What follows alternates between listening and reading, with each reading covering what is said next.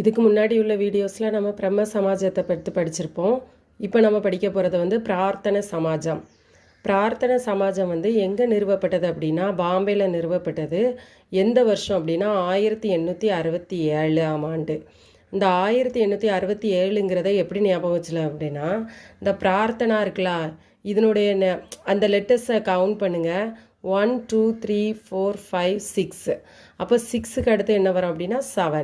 அப்போது 1867 தான் என்னது இந்த பிரார்த்தனை சமாஜம் பாம்பேயில் நிறுவப்பட்டது.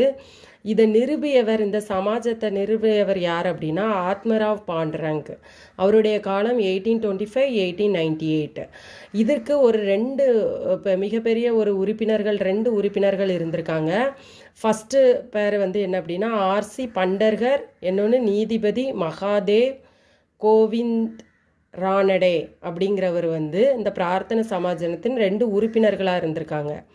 அதில் இந்த மகாதேவ் கோவிந்த ரானடேர் வந்து ஒரு சில அமைப்புகளை வந்து நிறுவியிருப்பார். அதில் ரொம்ப முக்கியமான அமைப்பு வந்து என்ன அப்படின்னா விதவை மறுமண சங்கம், செகண்ட் ஒன்று வந்து பூனே சர்வஜனிக் சபா, இன்னொன்று வந்து தக்கான கல்வி கழகம். அதில் வந்து இந்த விதவை மறுமண சங்கம் அப்படிங்கிற அந்த இயர் வந்து 1861. ஆல்ரெடி நம்ம முன்னாடி உள்ள வீடியோஸ்லலாம் ஷார்ட்கட் படிச்சிருப்போம். அதில் வந்து மறு 6 அப்படின்னு படிச்சிருப்போம். அப்போ விதவை மறுமண சங்கம், அப்போ மறு 6 6 1 அப்படின்னு நேரத்தில் வச்சுட்டு 1861 வச்சுக்கலாம். அதுக்கடுத்து பூனே சர்வஜனிக் சபா 1870. தக்கான கல்வி கழகம்னா தக் 8, தக்கு 8 அப்படின்னு ரைமிங்கில் ஞாபகம் வச்சுக்கிட்டோம் அப்படின்னா 8ல் ஹாஃப் வந்து என்னது 4. அப்போ 1884 தக்கான கல்வி கழகம் அமைக்கப்பட்டது அப்படிங்கிறது ஞாபகம் வச்சுக்கலாம். அதுக்கடுத்து ஜோதிபா பூலே அப்படிங்கிறவர் வந்து என்ன அப்படின்னா பூலே வந்து பெண்களின் மேம்பாட்டிற்காக பணியாற்றியவர்.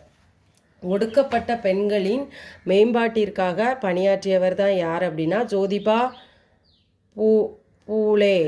அதுக்கடுத்து இவர் வந்து எழுதிய நூல் வந்து என்ன அப்படின்னா குலாம்கிரி நூலுங்கிற ஒரு நூலை எழுதியிருப்பார். இந்த இதன் பெயர் வந்து என்ன அப்படின்னா அடிமைத்தனம். குலாம்கிரி நூலோட அந்த இன்னொரு நேம் வந்து என்ன அப்படின்னா அடிமைத்தனம். தேங்க்யூ.